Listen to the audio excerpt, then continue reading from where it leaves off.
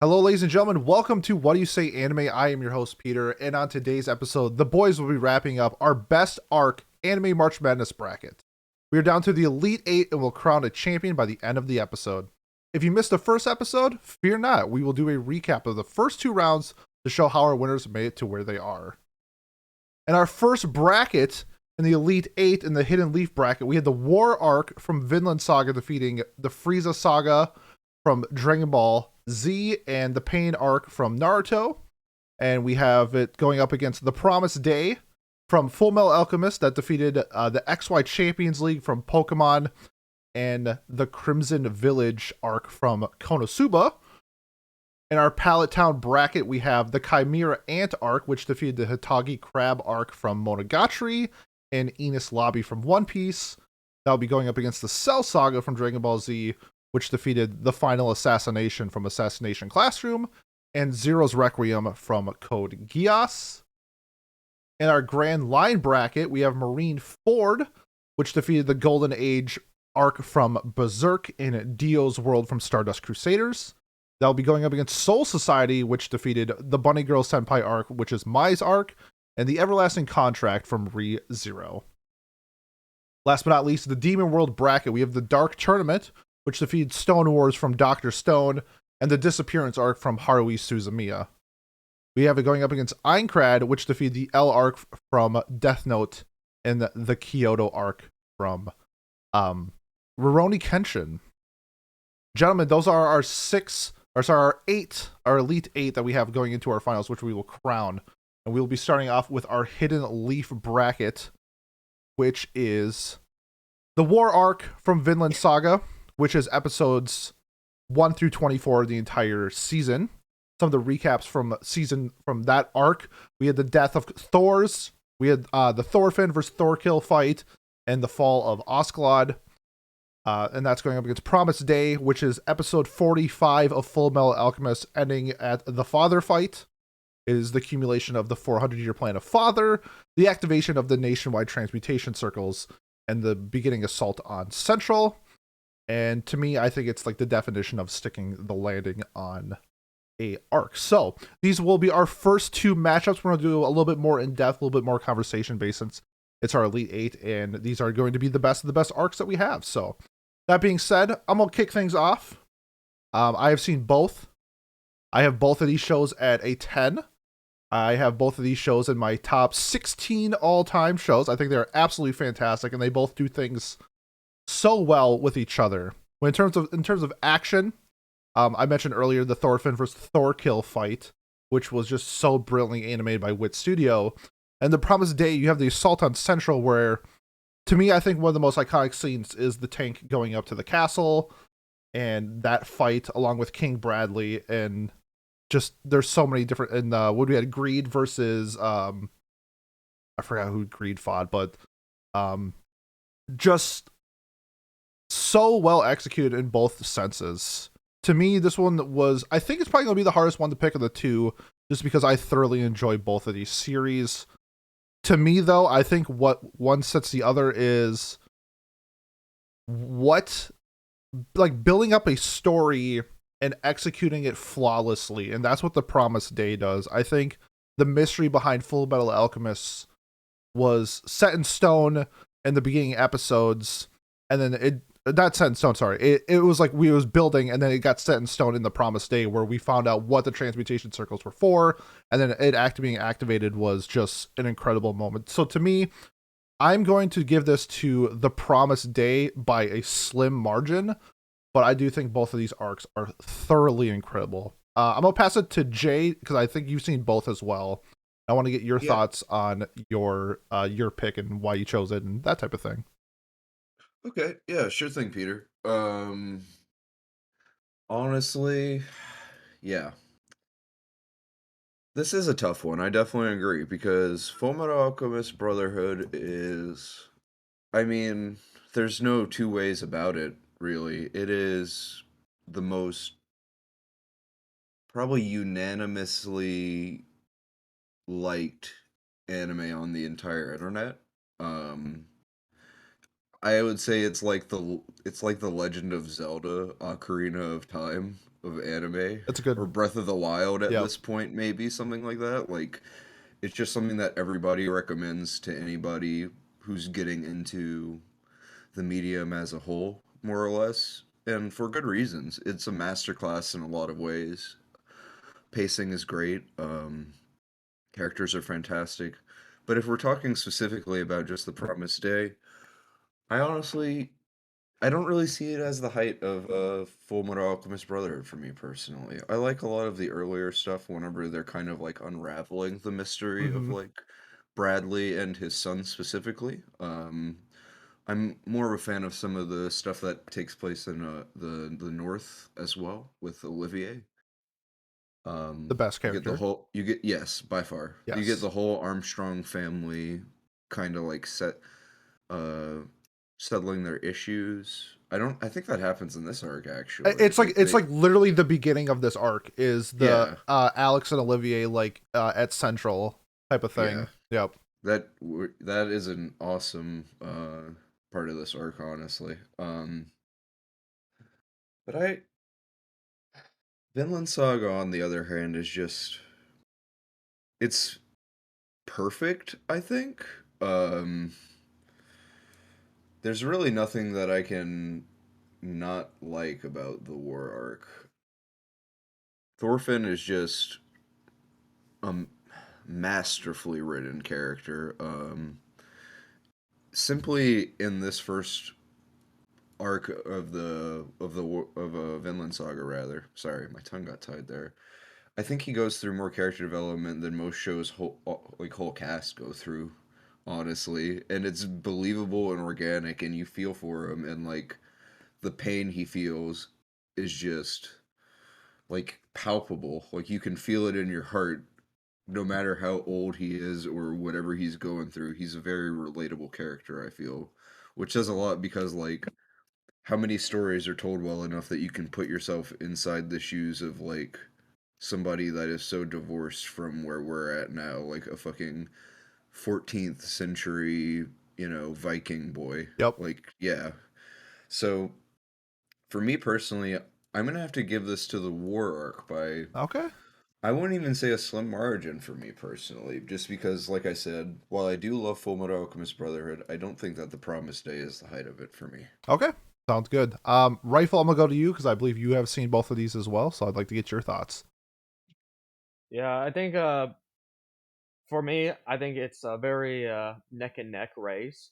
I think with Promise Day, this is just like you said, the culmination of everything. This is what was being built up to. It really went on to a grand scale of things with the villain of the series, Father, Yep. and his plans to set in motion on sacrificing nearly millions of a country to achieve his goal. Uh, versus Vinland Saga, which is more I want to say grounded in reality, Sure. con- considering what compared to Full Metal, it's more grounded in reality. I like the aspect of the Vikings of the historical stuff. For me, uh, I have to side a little bit with Full Metal. Okay. Honestly, I just feel like it was this full build up. I think for Vinland, as time will go on, I think the later arcs are a lot better just to see the growth of the character. I like it. Okay, so that we're at 2-1. Kat, I'm gonna go to you. Give me your thoughts. Um, so for me, I know that I've only seen The Promised Day. I still need to watch Vinland Saga. I just haven't had the time with the stuff that I've been doing. But uh, from what I know about The Promised Day, uh, there's just a lot of stuff that goes on in Full Metal that I can't like. Full Full Metal Alchemist has that feeling of you want to recommend it to everybody, but you know that if you recommend it to people that haven't even seen an anime yet, they're going to expect that from every anime, and That's true. that's just not like feasible. And I'm sure that the War Arc is the same way, and especially from what you guys have been saying, uh, and like because Full Metal is probably like one of the best shows, one of the best anime like ever made. It's that going up against War, the War arc, especially with the incredible landing that Full Metal Alchemist had. Like I would like to be able to say that it would be closer from what you guys have said, but I'm gonna have to go with the Promised Day. Okay. Okay, sounds good. And Pat, we're gonna get your thoughts. Who sold you? The Full Metal team or Jay on Vinland Saga? I I don't know. It's tough. So it's too bad my vote doesn't matter because I actually do think I would be voting for. I will be voting for Vinland Saga.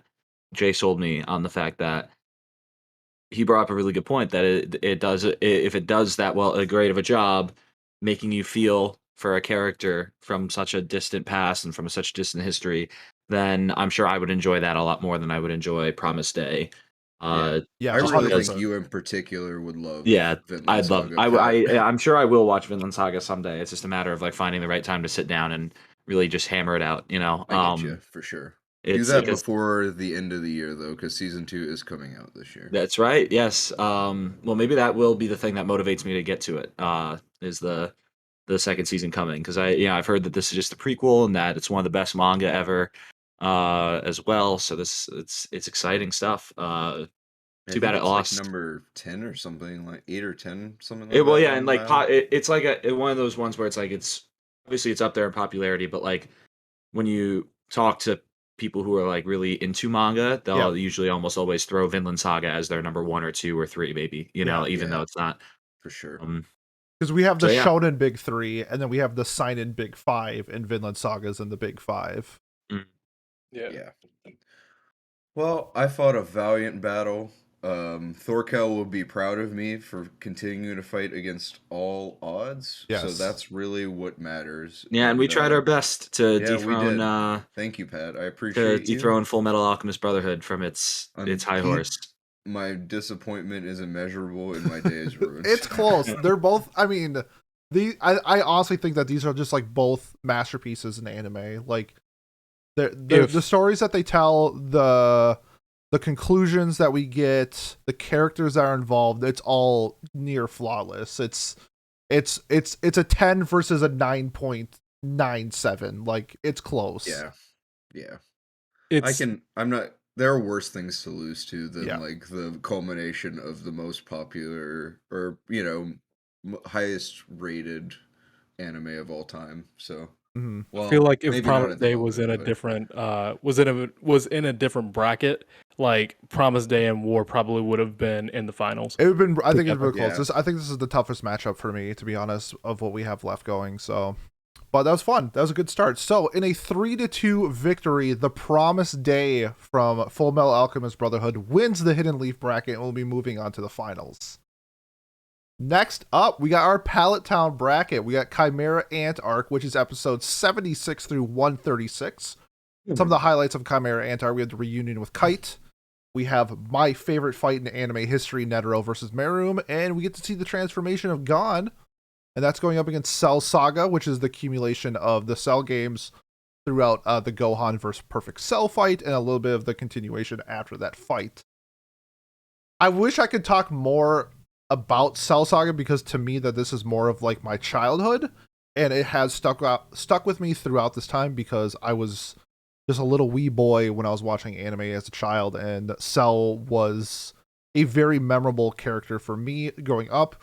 I think you still see him referenced a lot in like the shonen antagonists / villains throughout the year. Dragon Ball Z is known for having pretty solid villains, whether you say about the power system or not. I would say somebody like Cell, Frieza, Boo, those type of people really stick out and have a great like everlasting effect on the anime like series and villains and antagonists going forward. However, I do just think Chimera Ant is a masterpiece in writing, maybe not pacing, but to me I loved it regardless of the fact. I mentioned it earlier. I think that the Netero versus Meruem fight is just so impactful. How it just like sort of is the stamp on the arc was something that I really liked about Hunter x Hunter Not just it focusing on the main characters, but the side characters also get their shine. And in this, Netero really gets the shine. I thoroughly enjoyed the arc. The Kumagi and Meruem relationship was, I thought, just so well written. I thought Meruem was just an incredibly well written character, a very well written antagonist of being born as a king essentially, and finding out throughout this journey of playing shogi of just who he is as a person, and maybe he doesn't need to be who everybody thinks he is, but by the end of it, it's kind of that, oh, it's too late type of thing. And I think that's just was such a unique storytelling aspect in the anime that we really don't get a lot, where it's not this tragic backstory of how Demon Slayer does the, oh, feel bad for the demons or everything like that. Meruem was being born into that society, and everyone telling him that he's the best, and that's kind of how he was his entire life. But then he gets his ass whooped by a blind girl in shogi, and it completely changes his world. I think that storytelling element of his character is a benchmark of shonen writing, and why I hold Hunter x Hunter to such a high level, and why the Chimera Ant arc is so well renounced and loved by the community, and why it's when you look up the best arcs in anime history, you always see Chimera Ant. Personally, it's not my favorite arc in Hunter x Hunter, but it's one of the best arcs. I mean, that being said, I think the three big arcs in Hunter x Hunter are just all incredible. I love Chimera Ant. It's getting my vote, and I think this is just Cell Saga kind of just getting wrong place, wrong time, where Chimera Ant is Mike Tyson and Cell Saga is a 14-year-old child. That's kind of how I'm viewing it right now. So I'm going with Chimera Ant. Let's go to Jay, because I think I saw him put his finger up. So Jay, you go for it. Chimera Ant arc was I took that personally, being compared to him, the Cell Saga. Mm-hmm. I don't really know, you said kinda all there is to say, I think, about this. But I will correct you on one thing. Actually, streamer, it's Gungi, not Shogi. Oh, So okay. It's a shogi like game, right, or whatever. yeah, it's it's a combination of a bunch of different strategy games, I guess, but Mhm. it's sick either way. I don't know what else. Meruem is one of the. He's a master class on developing a character in a pretty short amount of time. All things considered, you literally see his all of his character development on screen, more or less. Mhm. Just watching him develop into from this stone cold monster, more or less, into almost human being Oh, with 100%. morals and values, and a merciful side for people he cares about and stuff like that is it's incredible. Honestly, the Chimera Ant arc is rare in that it is something that if I could go back again and watch it with fresh eyes, I would that would be the thing I watch, the arc I watched with fresh eyes almost every single time, in Mhm. my opinion. I just don't think yeah, I agree that the Cell Saga was just kind of in the wrong place at the wrong time for this sort of thing. Mhm. Cell Saga is iconic, but just simply it doesn't have the pedigree to stand against the Chimera Ant arc, in my opinion. Yep. Togashi is just a master. He's truly is one of the GOAT mangakas of all time. Period. Mhm. I'm gonna have to go with the Chimera Ant arc as well. All right, that's a 2-0 lead. Let's go over to Cat. Cat, what's your thoughts? So I took a little bit of offense to the Tyson versus a 14-year-old child. Cell Saga, Cell Saga is one of the most iconic arcs in anime history because of Cell. I mean, at this point we've seen Frieza, the Frieza saga, and we start to really understand how how the formula is going with how how the world of Dragon Ball works, especially their arc formula or their saga formula, depending on what you want to call it. Mhm. Well, Cell Cell had just enough fresh coat of paint on that formula that you could really get invested in it. Also, having Goku die in the middle of the arc, the middle of the fight between him and Cell, uh and then have Gohan Yep. as a passing of the torch. That was so like impactful. It was supposed to be a passing of the torch anyway, but it wasn't because Because nobody Sue's dies in still up Dragon there. Ball. Yeah. Now apparently we're gonna have another passing of the torch, quote unquote. Yep. But the thing is, Gohan as basically becoming like a person who is ready enough to actually fight against anything that stands in his way. It impacted me a lot. And honestly, this matchup is more of a matchup between like quality and iconic. Like if you're watching Dragon Ball from the beginning to now to Cell Saga, and from how iconic it is, I'm actually gonna have to go with Cell Saga because first of all, Cell is a great fucking foil. All the things that he's done during the Cell games and like legitimizing his reason for being there, or well, his impact on the world by being there. It just like he is one of the most I don't give a shit about you Yep. characters I have ever seen, and I love it. Um, I love Miriam. I love the Chimera Ant arc, but my vote is going to Cell Saga. Okay. All right. We got 2-1. Rifle, we're gonna go over to you. What do you got? Listen, why do I want some rip-off Cell when I can have perfect Cell over here? Okay, Okay. get your Miram Be ass there. out of here. Okay, I just had to get that out. Anywho, honestly, this is really tough. I've only seen Chimera Ant arc. I know because of Dragon Ball itself, it's very popular, and I can hear people talk about Cell Saga even now. People talk about how smart he was, his whole tournament he had planned, Yep. and absorption. Everyone, he's a smart villain. So is Miram as well in Chimera Art. We see his how smart he is, how tactical. We see his power. It's very level, I'd say. I think this was also the arc we got introduced to androids, was it? Or Cell Saga? Cat? I think you're Ooh. thinking of the Cell in GT. No. The androids are in Please. C. Oh, I just yeah, don't remember yeah. which arc that they come in technically. The Okay. Android arc. Is it the But Android no, arc? I'm pretty sure they have their Well, no, own they called get the absorbed by Cell. Yeah, like- but it's like a whole thing before, isn't it? Like they're kind of doing their own thing. Let me look this up. Okay.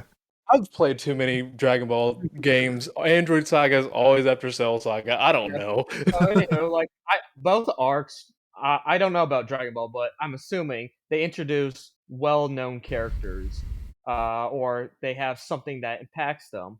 I feel though, like Kat said, this is when Goku dies Mhm. and the passing of the torch happens. Spoilers.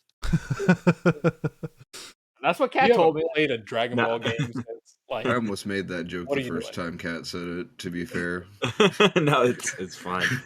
But no, so for me though, I think this just boils down to like what I've seen and what I haven't. And for me, Chimera Ant, I felt was just really well done. It was fun. I liked the progression of Gon's character near the end. Mhm. Uh, between him and one of the ants, I like the absorption they had. where they would eat humans, and those abilities would pass on over to the ants. All of it was just fun. For me, I'd have to give it to Chimera Ant arc. All right, sounds good. Let's go to Shonen Meathead Pat for his thoughts. Yeah, well, we're almost to the part of the show where I know what the fuck we're talking about. Yeah, I don't know. Is this where Fusion Dance is first introduced in Dragon No, Ball? it is not. No, that's in the Boo arc, isn't it? Yeah. Yeah. Damn. Yeah. All right. Well, if that then yeah, I guess I kind of have to go with Chimera Ant then as well. Like I don't know. To me, the Cell Saga I can't think of like the really iconic moment from it other than obviously having. The father son Kamehameha is probably the most iconic moment from Yeah. it. Okay. Yeah. All right. I can picture that from like Which has watching. had an impact on like they've had a few things that have copied the like father son like Power move. attack formula before, I feel Mhm. like, but Yeah.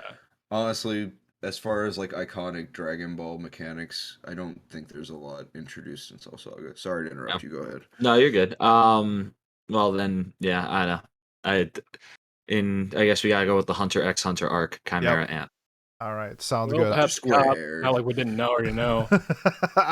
So in a 4-1 victory, the Chimera Ant arc defeats the Cell Saga, and we'll be moving on to the finals. On to the next one. We have our Grand Line bracket, which is Marine Ford going up against Soul Society. Marine Ford is episodes 457 to 489. Some of the pinnacle moments of this is the death of Ace and Whitebeard, and the resignation of 2 warlords, Jinbei and Teach, and 1 revoked of Moria. And this causes the loss of balance of the 3 great powers. Soul Society is episodes 21 to 63. And this is kind of broken up into 2 arcs. The first arc is called The Entry, which is episodes 21 to 41, which is the accumulation of Ichigo, Chad, Orihime, Uru, and Yoruichi's arrival to Soul Society to the end of the rescue arc, which is towards Aizen's betrayal. I'm going to pass this one off to somebody who has seen both of these. So, Kat, please sell me on one of these. Oh my God. Jesus This is one of Christ. the hardest one. This is when I had to think about this episode, this matchup was the one that I was going to have the hardest time with, because on one hand we have Marine Ford, which is one of the, if not the most iconic arc in One Piece, because the death of Ace, you have death of Whitebeard, you also have just 3D2Y afterwards, which it's technically not with it, but like it's so close to it, like I can't not think about it. Like you have so many episodes throughout it, because it was One Piece, but it just, that was one of the arcs in One Piece where like something happened almost every episode. It wasn't like there was a little bit of action here and then like 15 minutes of talking or something or background. It was like something happened, something impactful, and something impacts you. It's like crazy. But on the other hand, you have Soul Society, which is one of the greatest arcs in Bleach, first off, and in my opinion, one of the greatest arcs in shonen anime, period. Because Soul Society, right after you get introduced to everybody, you get introduced to everybody's friend and all that. I actually just recently rewatched it, so I'm fresh with this. Soul Society has a lot of like really good character development with Chad from with Chad being like book smart, but like not exactly the the most street smart person in the world, and then like having some parts of character development where like you realize he's from Mexico, and like doing like getting stronger as he goes along. It's a mixture of that like telltale shonen formula where he just like gets stronger and stronger, but mixed along with the failure at first of actually getting into Soul Society, because he doesn't know where he is. Like he's not powerful enough to face like literally anybody there, and the he's in enemy territory, and it is it's so good because of all of the characters that you end up meeting and getting introduced and developed throughout this arc. You see like their bad sides first, and then like see them as they like grow in the eyes of the characters that you're seeing the world through. And at the end of it, with the betrayal of Aizen, realizing he that he really wasn't an enemy, it was Aizen all along. It becomes like it sets up the Hueco Mundo arc perfectly, which is why I think this arc not only builds amazingly but also sticks the landing. So for me, my vote is going for Soul Society. All right, sounds good. I'm gonna go to Rifle because Rifle, I think you've seen Marine Ford, but not Soul Society. Is that right? I've seen both. Okay, perfect. Then let me get your thoughts on this. Then I think Cat basically said a lot for Soul Society. I'll try to help Marine Ford out for a bit. Like you said, I think this is like one of the highs of One Piece so far. This wasn't where we focus in on Luffy's gang, the Straw Hats. It's mainly Luffy, and we see all these power players across the world come together. I look at Soul Society, and like what it is, it's an invasion of Ichigo's group trying to save Rukia. In this case, this is a whole fleet of pirates coming to save Luffy's brother. It leads it to being called Summit War, I believe, and this is something that will change the direction of the world, which it really does. We see the power shift, like you said. Whitebeard gets knocked out. Blackbeard steps in, takes control. We see all the highs of everything. Luffy goes into shock after seeing his brother get, you know, killed off right in front of him. Yeah, whole I punch. feel there was just more weight to it all, considering for One Piece, death wasn't really a focus a Yep. lot in the beginning. Everyone just gets knocked out, they get thrown off, and you don't see them off screen. And this moment was the point where we actually see death, and we're seeing it so close to someone, which is Luffy. Uh, for me, I'd have to go with Marine Ford. Soul Society does it good, what it does. I just feel like it wasn't that high point compared to Marine Ford. sure, yeah. Okay, so we have a 1-1 vote from the people who have seen both arcs. So let's switch it up. I'm gonna go to Pat, who has seen neither, and I want to hear your thoughts on maybe which one sold the arc to you the best.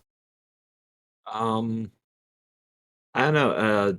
So from my knowledge, yeah. So just sitting here thinking about like, all right, Marineford had the iconic moment of Luffy and his brother. That's like the from someone who hasn't seen any of One Piece other than the first arc, apparently now Yep. from that movie.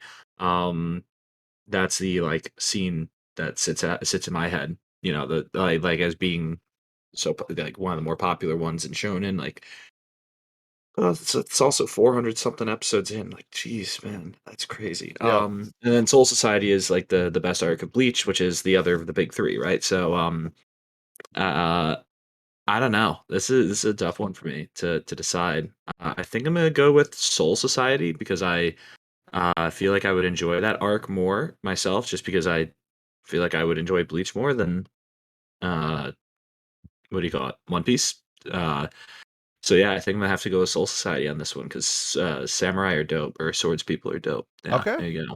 All right, we're at 2-1. Jay, I'm gonna toss it over to you. Your thoughts on Marine Ford versus Soul Society? So let's see here. Uh, there's really not a lot to be said about the Soul Society that hasn't already been said. I think it's like the third best arc in Bleach. maybe. Ooh. Behind the Fullbringer arc in Thousand Year Blood War. There's some pretty good stuff that gets introduced here. Like, I like the way that the general invasion feels. A lot of good fights for pretty much every character, honestly. Gets a pretty solid fight in this arc, I would say. But, on the other hand, Marineford is like the emotional height of One Piece, more or less. You've got a lot of crazy shit that happens there, like from Luffy declaring essentially war on the world government to Ace becoming a donut. Um, there's just a lot of emotional resonance there for a lot of people, I feel. Especially because, like you said, it's almost 500 episodes in whenever it ends. Like, so it's lead up to a lot of it's lead up from a lot of things, I should say. Mm-hmm. Jay, Yes. wasn't Luffy declaring war on the world government part of Water 7? I think this is where it becomes like a whole big thing when they Oh, like actually recognized? like whenever he has like his allies and stuff with him as well, and like they have like a whole faction rather than just like Luffy say. I don't know. I'm not really big into either of these compared to Naruto if we're talking big three stuff, but Oh, fair. I know a lot of people who are into One Piece and they have explained this arc to me at length. So I'm not saying, yeah, I might be off on that kind of, but yeah. I think I'm gonna have to go with Marineford for this one. Okay. Yeah. All right. So we got 2-2. And it's coming from me, who I have dropped both One Piece and Bleach. So this is gonna be a very, very terrible take. But here's what I'm gonna base it on. We sent this bracket out to some Discords and they filled it out. And for the One Piece stands, there was like a split between Enies Lobby and Marineford. And there was a handful of people that took Soul Society straight up to win. I think there's like 3 people that took Soul Society straight up to win. And I think that says a lot about what Soul Society meant to not only Bleach, but just how well it was done. If that many people are like, One Piece is definitely way more talked about than Bleach, at least in our community and some of the other communities that I'm a part of. I don't really hear Bleach mentioned, but then you see Soul Society winning.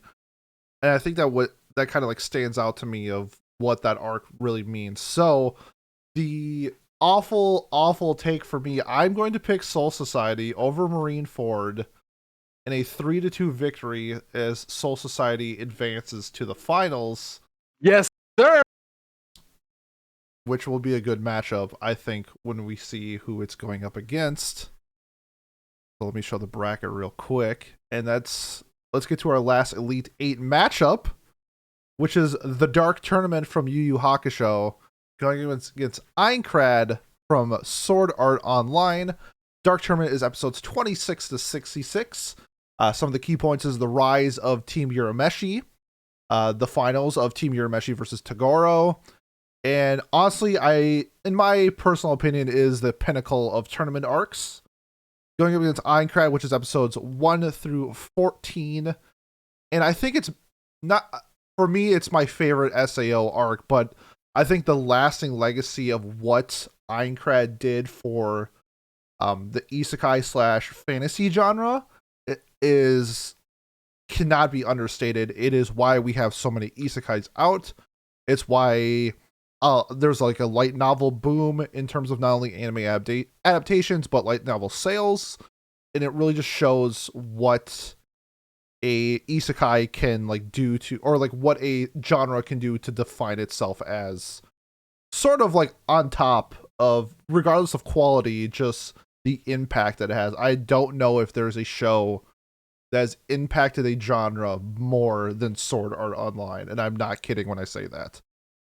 This one's tough for me. I think Yu Yu Hakusho is like an okay show, but I think the Dark Tournament arc is just, if you want meathead tournament arcs, meathead fights, along with actually having like a pretty good like training arc up to it, the team, like the ensemble itself of like really getting to know Kuwabara and Hiei and the flower guy, I forgot his name off the top of my head. Just that buildup of them coming together to take on, essentially, to get the Team Toguro and win the Dark Tournament itself was just a pinnacle of what I think is shonen. And then you have Aincrad, which to me is, I think, a very good arc. My favorite arc in SAO, but I think that leans more heavy on the impact than the actual quality of the arc.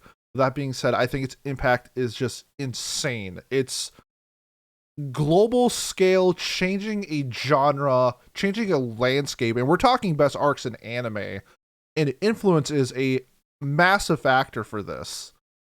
And while I think in modern day, Dark Tournament is definitely still represented and still talked about to this day, I can't overlook what Aincrad did to an entire landscape. So this one's tougher than I thought, because I thought I had my answer in my head, but now that I'm talking it out, I'm not entirely sure. Man, do I go with my heart or do I go with my head? Is kind of where I'm at right now. I think I'm going to go with Aincrad, just based off of what it did to the landscape. Have you considered that it's negative? That its impact is negative because we have all these fucking terrible ass isekai. We also have. Have you considered that it's negative in a negative impact? Well, like, I mean, we could have like fucking World War. There are people who enjoy that stuff.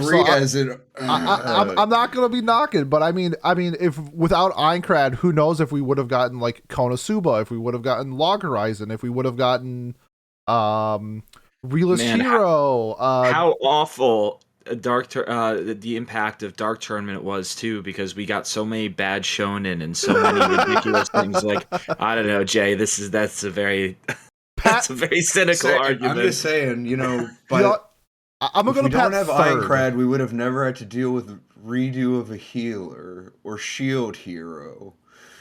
Miles is not here. You're not gonna own Brownie Ports with him. But there's goods and bads for everything. You can look at it in a way. I'm just thinking of the impact it had on like an entire sphere of medium. Like, anime changed because of SAO and because of the impact that Aincrad. That's just my 2 cents. Jay, you know what? I'm gonna go to you next. Give me your 2 cents, and then we're gonna go to Pat. The Dark Tournament literally saved fucking the medium as a whole, more or less. It saved Weekly Shonen. Like, this is talking manga, like, but if we're talking about fucking impact, the Dark Tournament arc saved Weekly Shonen Jump. We wouldn't have like so many series if it wasn't for that arc. Like, Shonen as a whole would be entirely different. Like, we might not even have fucking Sword Art Online if the Dark Tournament arc didn't exist. Like, there's so much. Yu Yu Hakusho is this entire list dad, more or less. Like, it is, everything on this list is Yu Yu Hakusho's son. Like, fucking hell, man. Maybe everything left on the list is. No, I think like pretty much everything. Besides maybe like Death Note shit. But like, I don't know, man. Like, you going Dark Tournament then? No, I'm going. No. Psych, Aincrad. I mean, I do I get it. I understand what you mean by the impact, but I feel like it's a little bit. It's short-sighted to look at Aincrad as being more influential. I feel it's kind of revisionist history when we've had like what. It's probably been 8 years of visual, or not visual novels, light novel adaptations, isekai, shit like that, something like that, since Aincrad came out. Yeah, that sounds right. Whereas we've had, what, like almost 30 years of shonen after Dark Tournament that's been inspired by it? Like, if we're playing that game, then I think the Dark Tournament would still win, even then, because guess what? We still have Tournament arc shonen coming out. We do. Well, so does that mean Speed Racer it's recency bias. It is recency bias to think that the isekai trend is more influential than shonen tournament arcs as a whole, I feel. Okay.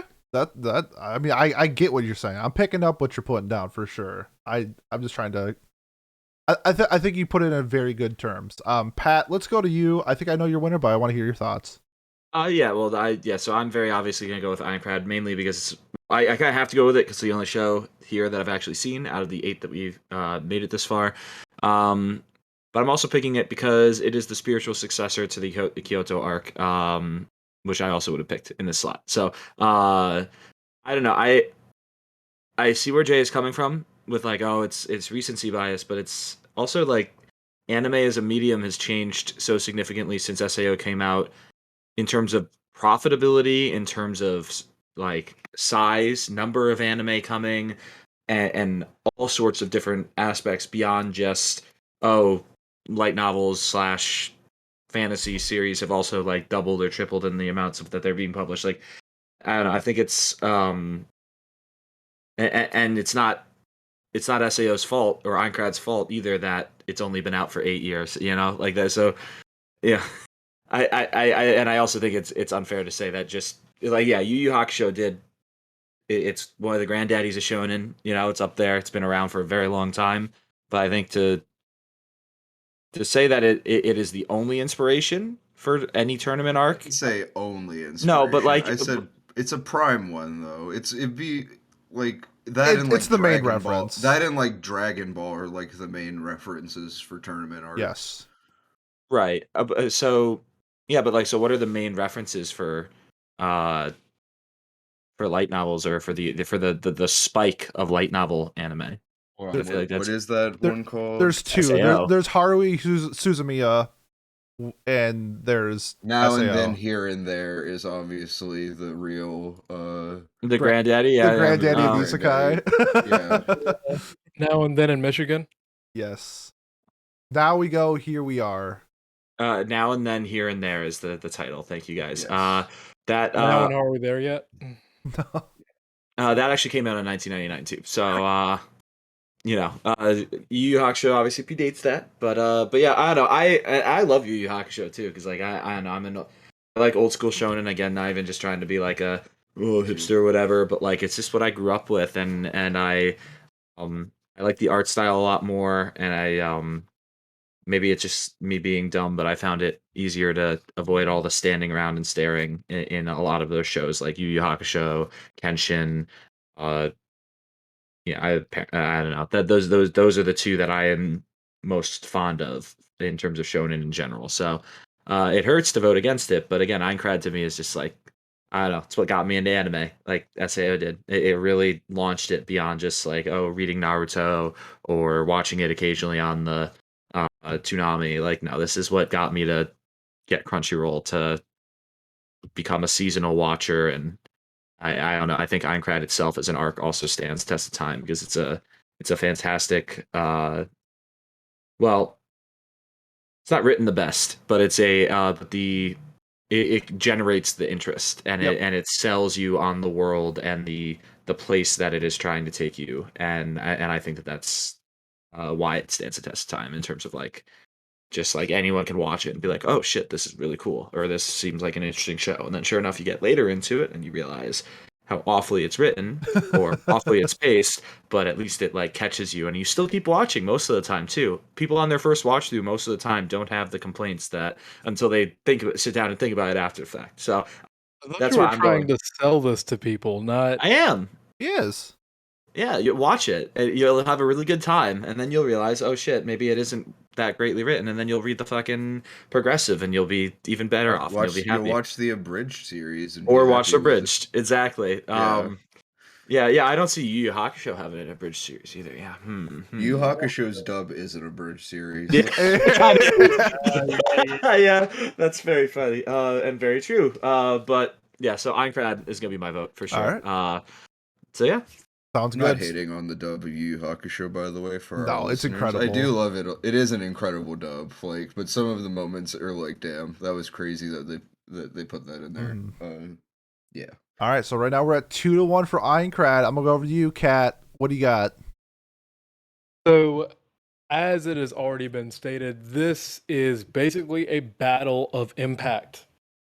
We've heard the impact from Jay. We've heard the impact from Pat. And for me, it is a battle of impact versus I guess you could say like uh, it's hard. It's really, really hard because from what you guys have said, Dark Tournament is first of all, it's the pinnacle of Yu Yu Hakusho, Yep. and I love some like old shonen. Trigun, for example, is one of my favorite old shonens like of all time. It's actually one of my favorite shows of all time, by the way. Uh, but I've tried watching Yu Yu Hakusho. It's kind of like and I understand that it came out after Bleach. I mean, came out before Bleach. Excuse me. But it feels like a worse version of Bleach. Tomato. I'm throwing tomatoes through my fucking screen Yeah, right me now. too. Holy chill, shit. chill. And I'm talking about just the intro, by the way. I'm Get not a talking about soundboard where we can boo this man during this. And Aincrad is personally, I think Aincrad is good for the first 3 episodes, and then it's okay.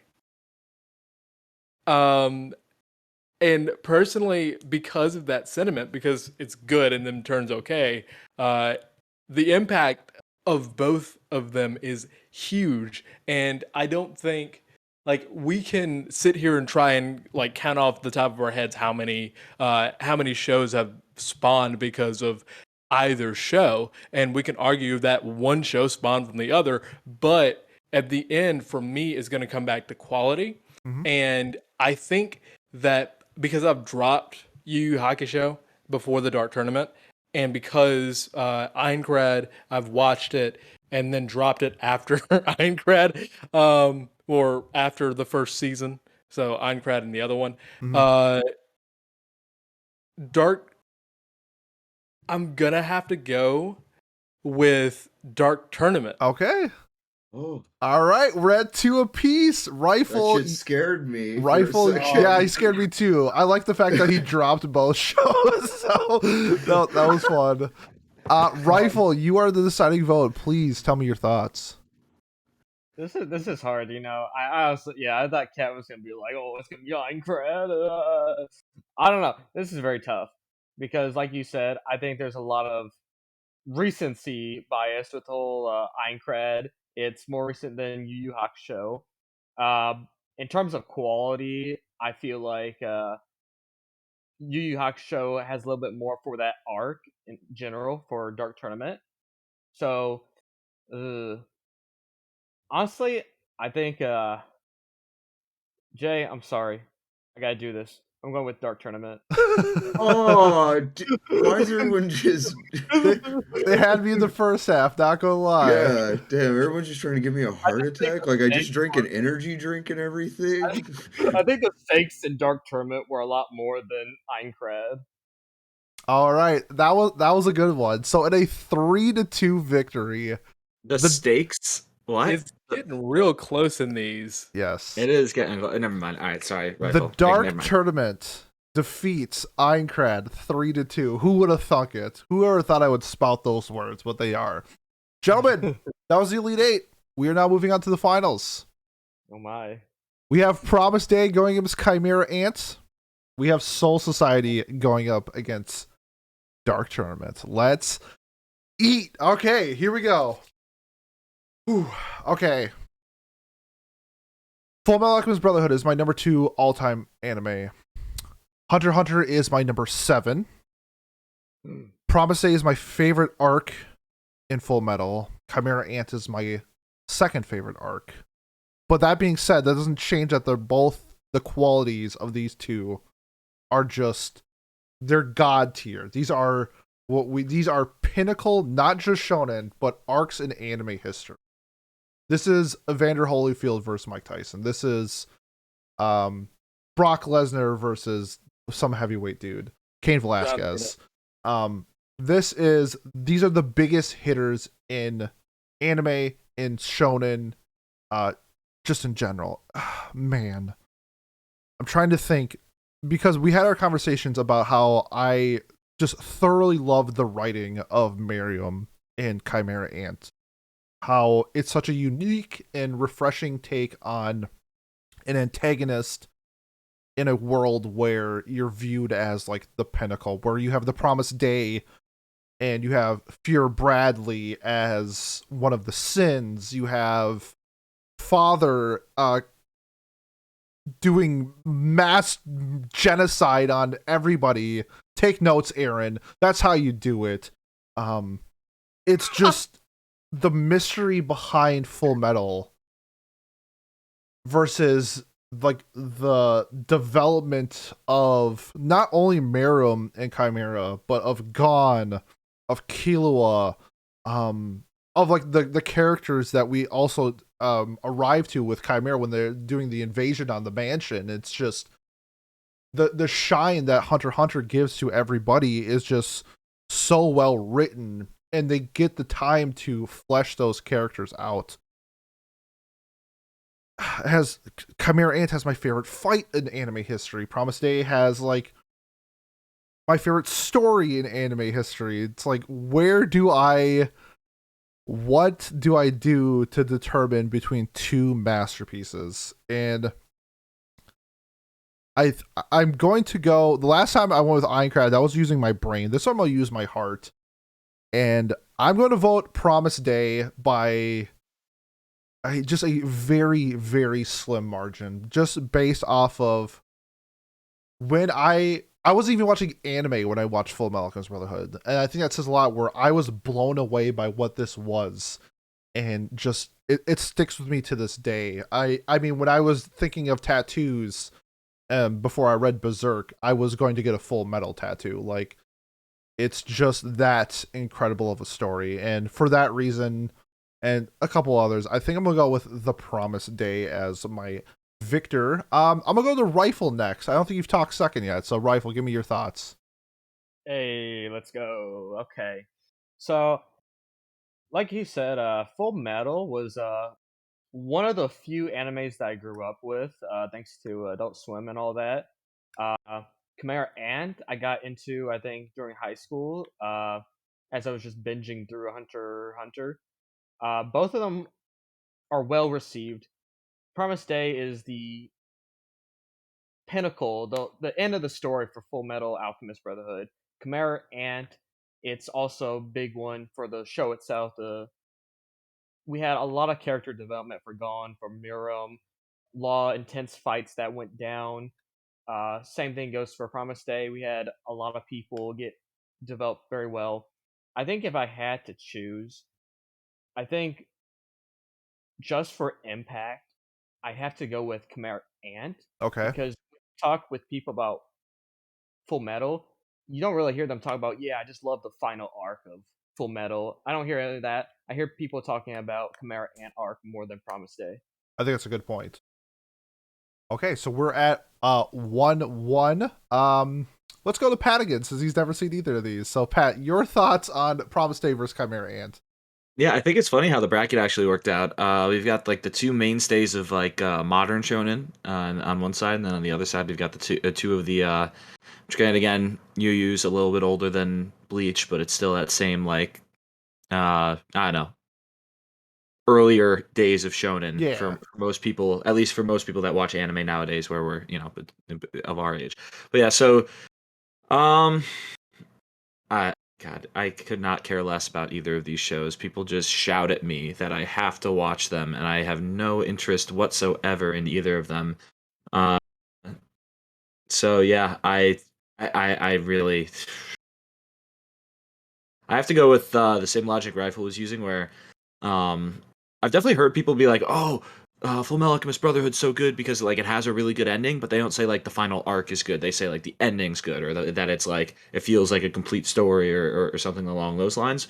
More so than like, oh, that the final few episodes were really brought together by like a specific arc or thing that happened. Versus Chimera Ant, people do not shut the fuck up about Chimera Ant. They don't, and they never will. I'm so Never. sick of hearing about it. So I will go with Hunter x Hunter's famous arc, Chimera Ant. All right, sounds good. We're at 2-1 for Chimera Ant. Cat, I'm gonna go to you next. Yes, sir. 2-1 for Chimera Ant. This is hard. This is really, really hard. I'm having like I don't have as the same confliction that Pete has, because these two, they're very high on my list also, but they're not the highest for me. But they are very close together. Promise Day being one of the best landings of an ending of an anime like ever, and then Chimera Ant being almost one of the most complete stories, like just by itself. Like if you just took Gon and Killua out of the picture, just watching the show, you would be able to watch most of the show and understand what's going on without without watching the rest of it. And that goes into how well the story is made. I mean, like, of course, with Promise Day, it's not as long, so you're not having to watch as much to get to that point. But also, Chimera Ant, just like I said, complete story, the character development in that show. Also seeing Gon transform, and Fullmetal Alchemist, they don't really transform, so it's not really a standard battle shonen, but it definitely is very, very good, and it's so hard. Um, You see someone untransform. that is true. um, Honestly, I'm gonna have to go with Full Metal Alchemist Brotherhood. All right. All right. But barely. All right. So at a 2-2, we leave it up to the J Factor, baby. Jay, I need your thoughts on these two arcs, please. God, that's Jay's music. He's coming in. By God. By God. Oh, chair. Promise Day as a family. Mother of God, Pete, call the match. What he's done here today. My God, as God as my witness, he is broken in half. All right, enough old-timey wrestling references. Say this is perfect because I don't get this either. So me not getting these arcs and then me not getting these references is I don't watch working out. wrestling, but I do know. By God, I do. The bug. That's true. Fair enough. Sorry. All right.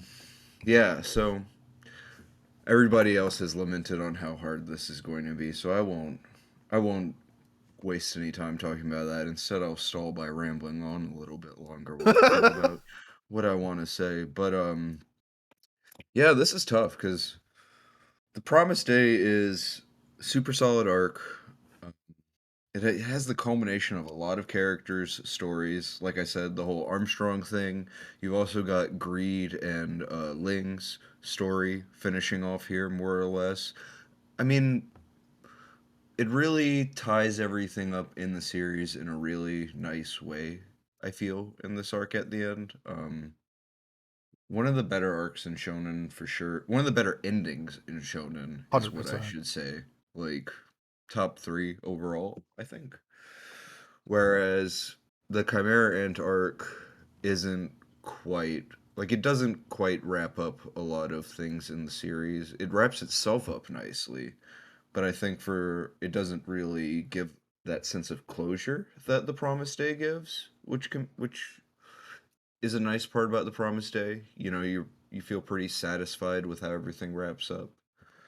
Um, but the Chimera Ant arc, like I said, with Meruem, just experiencing the depth of his character development, it has like an almost it's almost like reading a good novel at points. Like you really feel there's philosophy involved with the Chimera Ant arc. I mean, there is with Promise Day as well. Don't get me wrong. Yep. Fullmetal Alchemist in general is a very philosophical series, but in my opinion, the personal philosophy shown by the Chimera Ants and the humans going on this all-out war and each learning from each other and becoming more brutal and more like the humans becoming more beastly and the ants becoming more human-like and gaining empathy and such and stuff like that.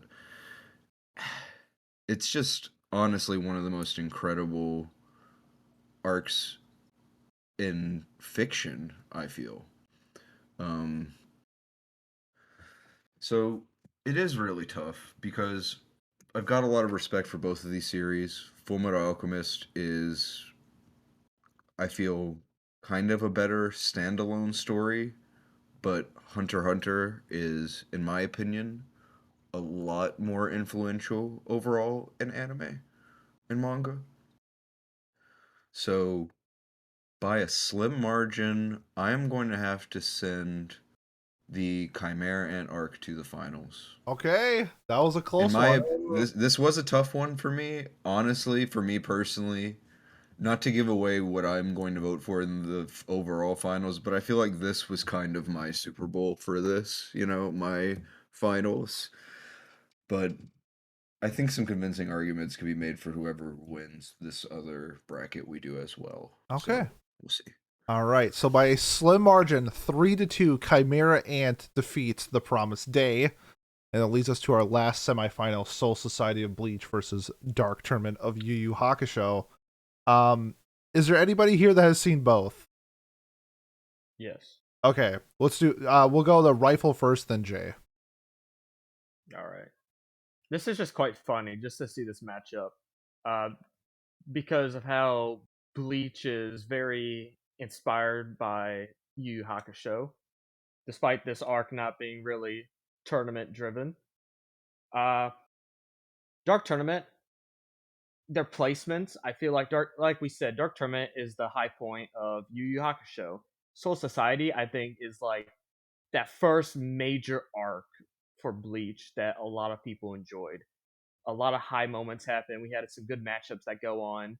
Uh, Whereas Dark Tournament, a lot of stakes happen, a lot of people, a lot of death involved.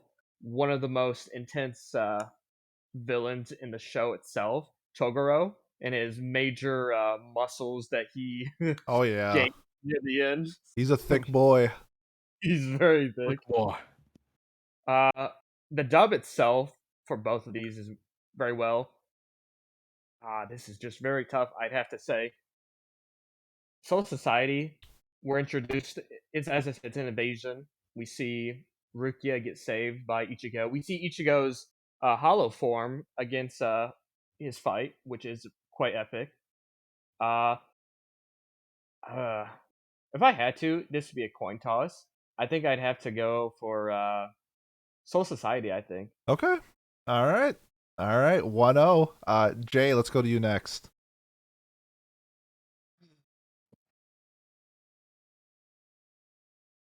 So, honestly, until my most recent reread of Bleach, I was kind of a Bleach hater. I feel like overall in the group think of the internet, which is to say Anna Twitter, Bleach has kind of gone through some revisionist history. Yep. Um, people will say that they find the Soul Society arc to be like a pinnacle of the big three. And while I don't disagree that it's one of the high points of Bleach, I honestly I don't think it's quite as good as people think it is now. Like I said, I did a reread of Bleach recently, whole thing. And I kind of came out thinking that it was like the third best arc in Bleach. Like granted the second best arc isn't adapted very well, being the Fullbringer arc. A lot of people don't like it because it's very different from the formula that the Soul Society arc set up, and Thousand Year Blood War hasn't been animated yet. That'll be animated in the fall. Um, and the Dark Tournament arc is just like iconic. It's that and, like I said, Dragon Ball are pretty much where all tournament arcs kind of draw their power from, I feel. Like, draw their inspiration from. There's a lot of really intense emotional moments in the Dark Tournament as well. Like, the whole Genkai training arc is kind of crazy. You also get Genkai and Togoro's backstory, which is super well done, in my opinion. Although the payoff for it is not that great, No. honestly. Like, probably one of the worst parts of the series, in my opinion, is how the Genkai and Toguro story ends up going. Which is to say, Genkai gets no. Genkai doesn't have to have any comeuppance for what she did, and Toguro suffers a gazillion years in hell, more or less. Yeah.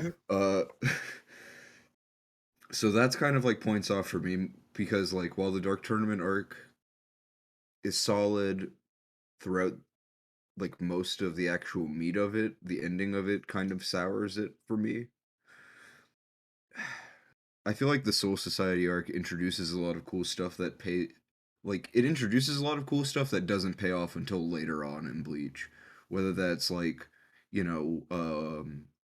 mysterious character of White that Ichigo meet, or White Zangetsu that Ichigo meets, or the Zangetsu spirit in general, Bankai getting introduced, Renji, Byakuya, all the characters pretty much. Like, they don't really get their height until later on in like Thousand Year Blood War or the Arrancar arc, in my opinion. So while I have a lot of respect for Bleach, even though it doesn't sound like I have a lot of respect for Bleach based on how I talked about it after my reread, I'm gonna have to give this one to the Dark Tournament by a slim amount, just because, like I said, it really is the blueprint for a lot of tournament arcs, and yeah, I don't think the Soul Society is really the height of Bleach either, in my opinion. So All right. for me, it is the Dark Tournament. All right. We're at a stalemate, 1-1. Let's go over to our meathead expert, Pat. Pat, who sold you the best? Oh man. Well, yeah. Uh, so yeah, like I said, this is a little bit of the older what do you call it? Older arcs in Shonen, right? Both of these are two of the older series. I think for me, I'm gonna have to go with Dark Tournament, partly because it's the spiritual successor of Kenshin's arc, or that era of Shonen, right? Like it's kind of like how when your team loses in the tournament, you got to root for you root for the conference, right? Unless it's your Higashi rival, was you root your for your guy's protege. yeah. There you go. You root for, I wouldn't root for Syracuse, right, as a UConn fan, but I would root for, I don't know, maybe Georgetown, Villanova, someone else in the Big East, right? Like, I feel like that's the way I feel like. So I'm gonna be going for Dark Tournament here. But I also feel like the only reason Soul Society is talked about so much lately to me is for one, it's the best arc in Bleach, but also because it's getting so much hype around it due to the fact that it's about to get adapted, right? Isn't that the next arc in The Bleach that 1,000 Year they're Blood No, arc. no, Soul Society is like the first major arc in Bleach. Oh, it is? Oh shit, Yeah, never yeah, mind yeah. then. I'm speaking out well, yeah, so you guys can tell I'm the Shonen meathead here. But yeah, so I think Dark Tournament's gonna win though, anyways, for me, because like we talked about earlier, the impact that it did have is apparent in tournament arcs. It's one that stood the test of time as well. So that's for me. Right on. Okay, I'm obviously gonna go to Kat next. Kat, your thoughts, please. Man, this is like for me, it's so not hard. This is like one of the easiest easiest matchups for me personally, because we already know I'm gonna go for Soul Society, but now I have to pitch it to Pete. So for me, one of the reasons why Soul Society is such an iconic arc is because in it really like starts setting up a lot of like Jay said, the introduction of Bankai, you see mysterious characters like the white basically Ichigo, who is white and is looks like a little bit of a hollow, which is like the whole enemy of Soul Society. Well, the thing is with Ichigo and throughout this whole story is like you're getting the uh you're getting the training arc, you're getting like pain and the unraveling of the history of Soul Society throughout this arc. Like you're getting world building, like great world building mixed with character development and the and a great mystery throughout because uh you have like this aura of mystery and then the death of Aizen before you realize that Aizen faked his death and like it's just that whole mystery mixed with everything becomes such a such a great story in and of itself. It it would almost be like reading a mystery novel written by somebody who does a great mystery novel. I don't read books. Sure. Um, but like it's you can like it leads you one place and then just turns you around to the other, but also you have so many other things going on that are written and paced so well throughout the arc that it becomes like even watching it again now, it's like it's still mesmerizing, and I know what's going to happen. So that's why Soul Society wins for me. Okay. All right. We're at 2-2 tie. I got asked this question though because I haven't seen Soul Society, but I'm just off of the basis of what I've heard, what I've seen from people. In my mind, I'm just gonna consider it like a top tier arc. Is there anything that like Soul Society has that it did that is like referenced in today's anime? Like you could be like, oh, you can totally see the reference of Soul Society and X show or X arc or something like that. Oh, you're asking me? Yeah, I'm asking you or Rifle or somebody who has seen Bleach or something like that. I think that there is some. I think that there's a lot of influence in the soul. Like, sorry, I'm trying to gather my words and figure out Yeah. how I want to say this. I think there's a lot of influence in the way that we have this wave of like urban, um, urban paranormal battle shonen sort of deal, but I would attribute it more to Bleach in general rather than the Soul Society Yeah. arc itself. Okay. Is the thing. Um, I I would so part of this is a little bit of a stretch, but the the existence of literally every isekai. Because Bleach was one of the first shows that Bleach, well, Dark Tournament and Bleach for like fairness sake. But Bleach was one of the first shows that like you actually get to see the being put into another world and like being but actually having to balance the two. I mean, of course Okay, you have I see what you're saying. yeah. And I mean, you have uh, Ichigo being one of the most like one of the top tier like samurai or like modern anime samurai in anime right now. Mm-hmm. Uh like you can talk about like pretty much a lot of things that have to deal with the development, like having all well I guess what I'm hearing more is that it's more of like Bleach of a whole than the Soul Society arc in itself. Is kind of the vibe I'm getting. Because I want to give Soul Society its credit where credit's due, just because I haven't seen it. I don't want to like negatively affect it, but I think because of like the impact of Dark Tournament on defining the probably I'd say the most popular like archetype inside of the most popular genre is a feat of itself.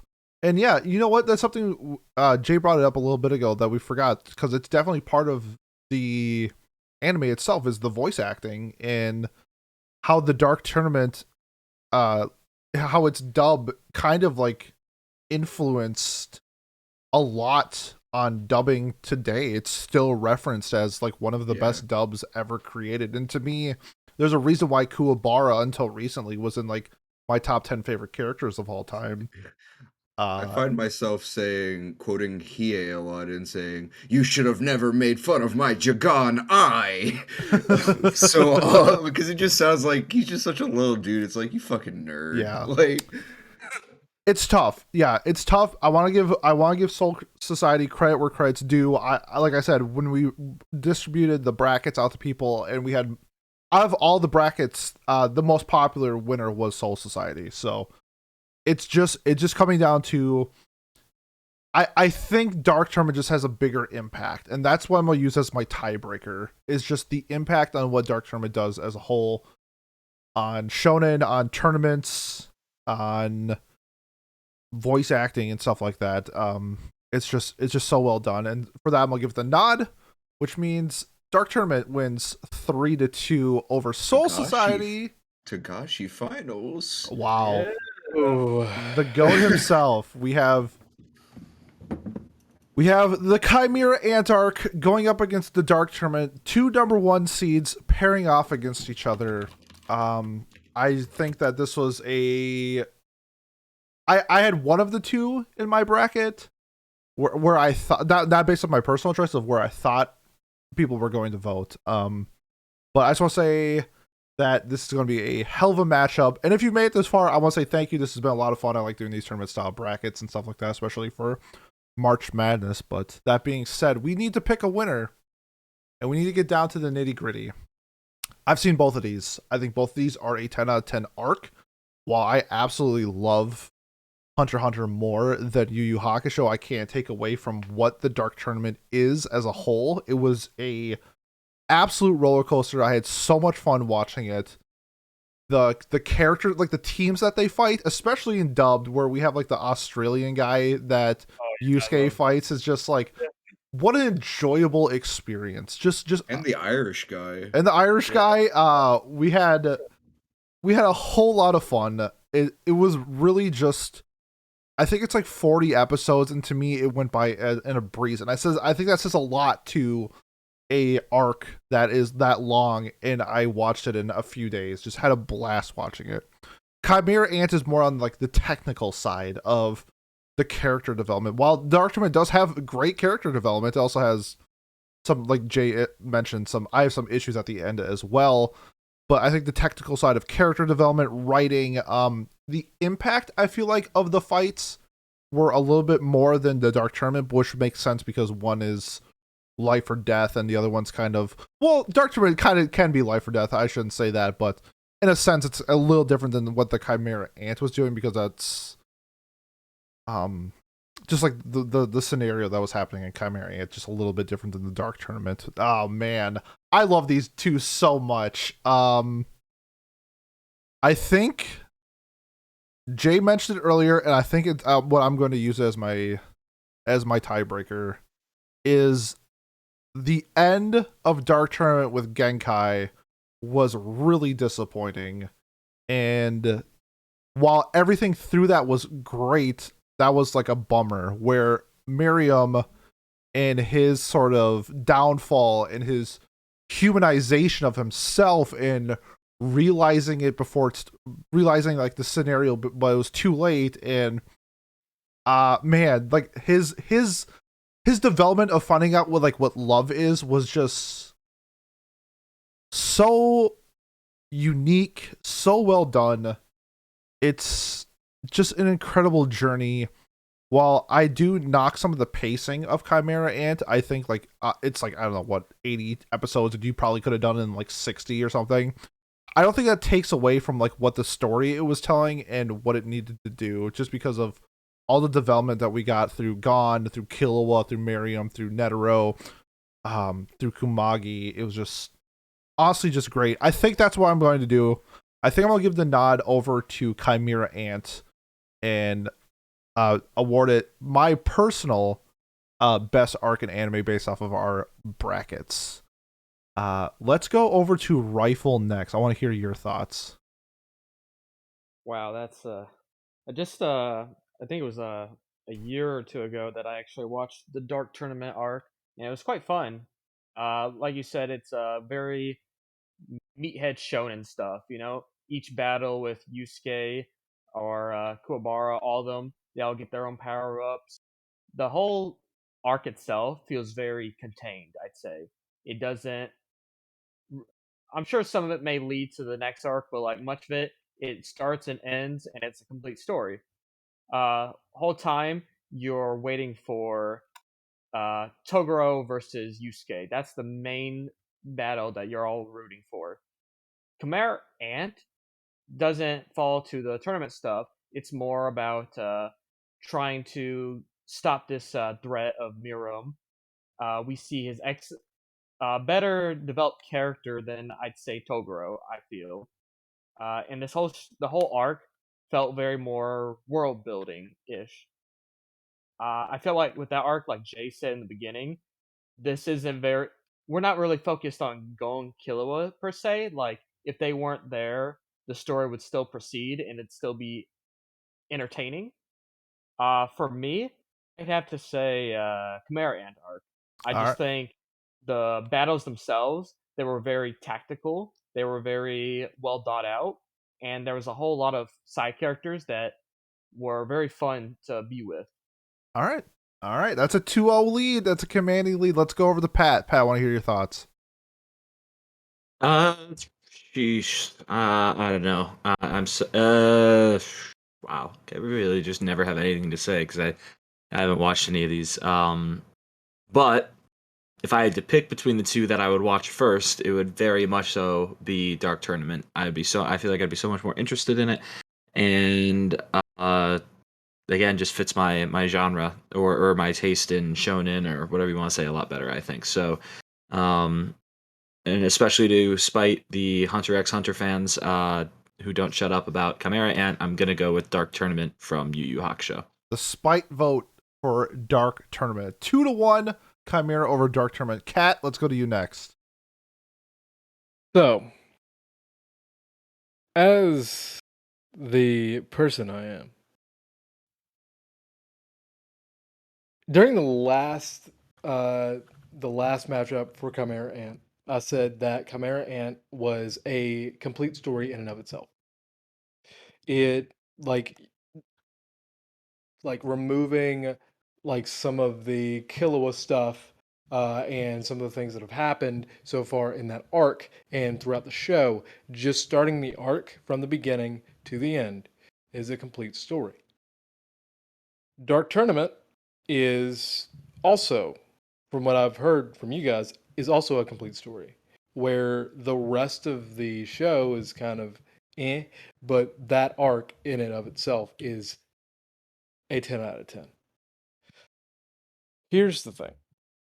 For me, I watched Chimera Ant and was mesmerized by how good it was. It is one of, if it is, I think it is my favorite arc out of Hunter x Hunter so far, if the mangaka actually can write anymore. And the all of the things that have happened throughout Chimera Ant is just so good. It's like I don't know how to explain it, but I haven't seen Dark Tournament. From what I've seen from Yu Yu Hakusho, it sounds like I might need to go to the dub before like legitimately dropping it. But for right now, I haven't seen the dub. I haven't heard the dub, but I do know Chimera Ant. That's why I'm going with Chimera Ant. Okay, that's gonna solidify it. But Jay, before we crown our champion, I want to hear your thoughts. Dude, honestly, for me, this would have came down to which one I found more enjoyable overall to watch versus which one I found like better written. Which is to say, I have more fun watching the Dark Tournament. Don't get me wrong, I have a lot of fun watching Chimera and Arc as well. But the Chimera and Arc is just masterfully written in like all sorts of ways. Like they're even just in you can take away the main characters entirely from the Chimera Ant arc. Like you don't have to think about Netero, Meruem, Gon, Killua, and just look at the character development of characters like Knuckle and Shoot, and they're fucking incredible there. Look at the development of the the three Royal Guards, incredible, awesome. Look at the development of even just the side Chimera ants like Wolfen or Icalgo, the octopus man. Yep. Like it really is like just a masterclass in developing a character in a short amount of time and having you feel for them. And for me, I would have went with the Chimera Ant arc overall as well, honestly, even though, like I said, the Dark Tournament is so fun. Like Yes. All right. That is a 4-1 victory. That crowns our champion. The Chimera Ant is, based off of this criteria, the best anime arc in history, just based off us. That being said, Pat does not agree, but Hunter x Hunter is just, it's like one of 9 shows that has a 9.0 on Mal or higher, so it's doing something right. We did this over 2 episodes. I had a blast. I loved our discussions. And if you love our discussions and want to discuss with us some more, you should join our Discord. Links in the description below. Or you can follow us on Twitter. Links, all of that is in the link tree in the description below. That being said, gentlemen, thank you so much for joining me. I appreciate taking time out of your weekend to do this episode with me. We are a weekly podcast, and next week we'll be reviewing the Bunny Girl Senpai and movie. And then following that, we're gonna start getting into our seasonal stuff. So you're gonna be seeing our seasonal previews and reviews of the currently airing seasons and what's coming up next. And we have a nice surprise in store for you for our April Fool's episode. So look forward to that. If you want to support the podcast, the best way to do so is like, comment, subscribe, leave a review on whatever platform you're listening to us or watching us on. If you want to see our beautiful faces and you're watching us on an audio platform, we do have a YouTube. If you are watching us on YouTube and don't want to see our beautiful faces, you can find us anywhere podcasts can be found. Thank you so much for joining us, and we'll see you next time. peace. Peace.